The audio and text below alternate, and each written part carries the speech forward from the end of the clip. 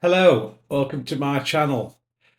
In my latest one of sort of going back to basics and getting them a good thorough clean and getting the parts sorted out, I am finally sorting the Actus and a 7019 movement put in. I have got two semi-decent movements and I'm engaging the two here. So this is what I do and the time it takes to do it.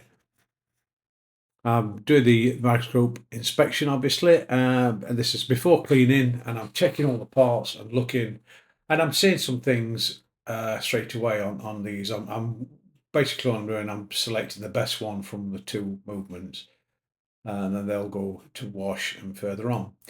I've gone back to basics because I needed to, as I said earlier on my last video.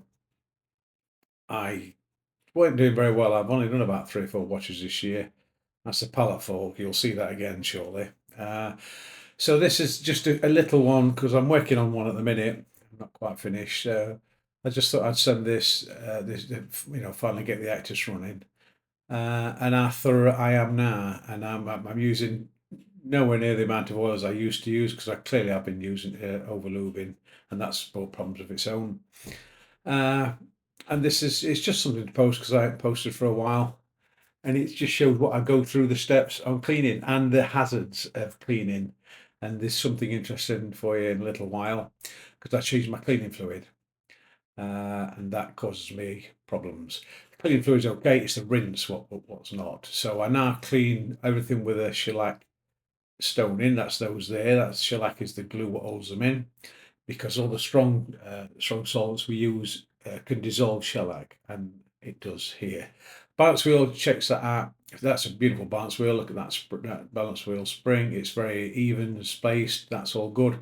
I'm checking the jewel, making sure there's no oil and crap on the coils. That doesn't go in the wash machine anymore. The wash is okay, I believe. I'm not 100% though.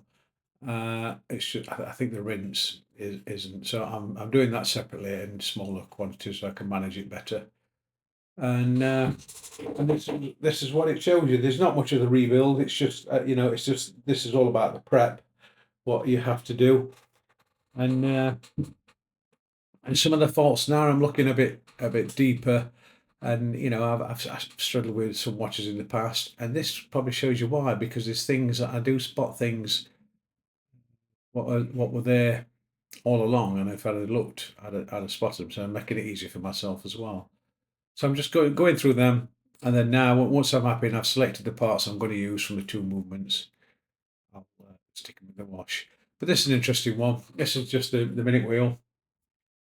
Dropped it on. I mean, it's come out and it is dirty, but you just drop it in. But I looked under the microscope, and you can see. Can you see all the wear on the sort of lower right hand side, about around 4 o'clock sort of sign?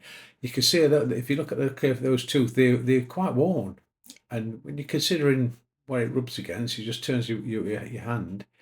It's quite surprising, and it just shows that I needed to be on the ball a bit more, because that would run if the watch was good and I just put that in. It would run, but there'd be inaccuracies, and inevitably it could cause some excess friction. So you imagine these times over several parts, and you're going to have a watch what runs with difficulty.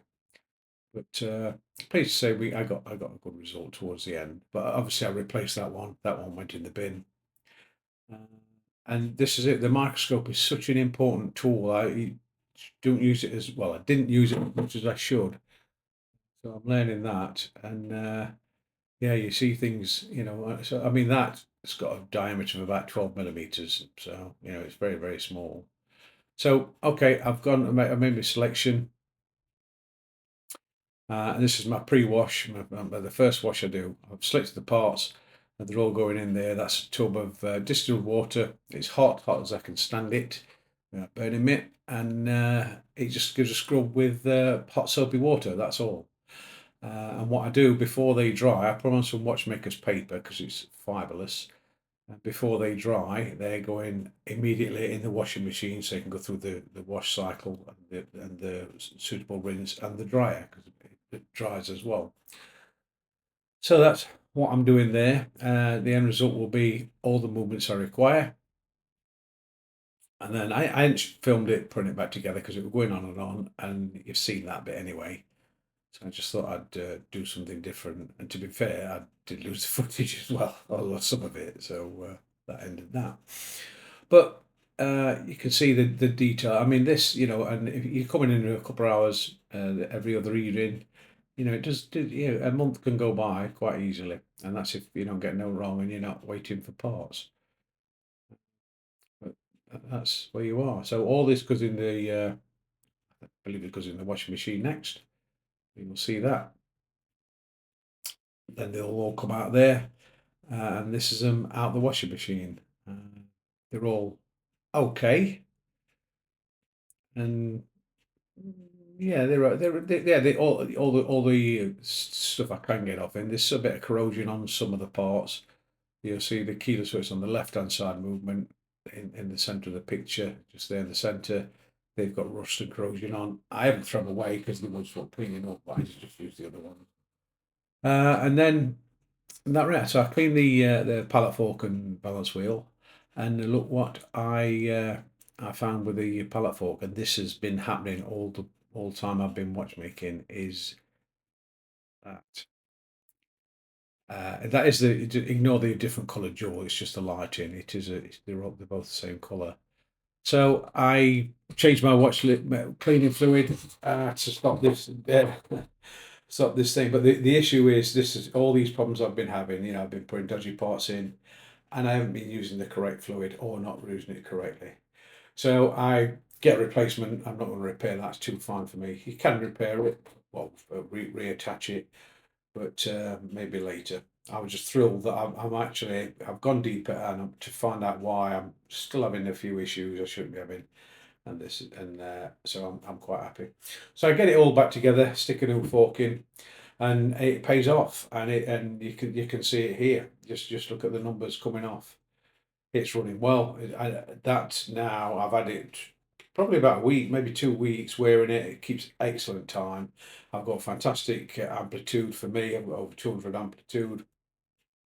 Good beat error. There's a bit of noise on that, which you can see them dots, which I think I had a fan running, so it might be that, but it certainly wasn't. I didn't want to get it before, so I think it's that. But you can see the Actus is finally done. It's got the correct movement in it, and it's running fantastic. I haven't adjusted it time wise. The case and the back is as lovely as it were. I'm only going to get a light polish. I put a strap on it. The crystals on a polish, and it's it. It's finally done. So I'll get back to normal now, and keep these all these details and not waver from them. But yeah, I hope you can see the improvements, and thanks for watching. And give me a like. It would be nice and appreciated. Thank you for that.